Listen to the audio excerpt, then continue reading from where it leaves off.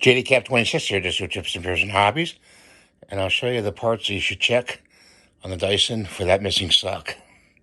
Hang on. What you can do is you can lift this part up here and look down through here with a flashlight and see if there's the obstruction in there at all. And if there is, you could use a broom handle to maybe get the dust out or whatever's in there. Okay, and then to remove it, you pull it out, you press this button to remove it, and you can remove this whole piece, this whole handle. And you got to squeeze these two tabs right here on each side to remove it from the tubing. At the bottom, there's a clip at the bottom. You can remove the tubing, the whole tubing from the chassis of the machine. And also down there, there's an elbow. You can see it right there. See that elbow with the clip, the yellow clip to the right? You can remove the elbow, see if there's anything in there.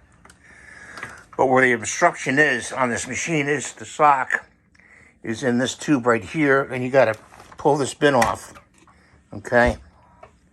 And go in through there, right there, because it's down here, the obstruction. And I'm going to show you with a special tool. You can also use like a treble hook or a regular fishing hook, and with a line, and push it onto the sock to grab it and then pull it out. But we got a tool to use to. Okay, so use this grabber, and you go in with the jaws open.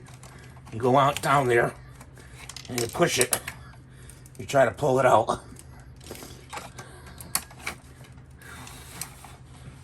There we go. There it is. There's the sock. There's the sock. Something else broke.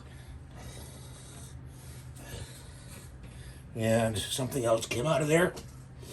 Now let's see if it's clear.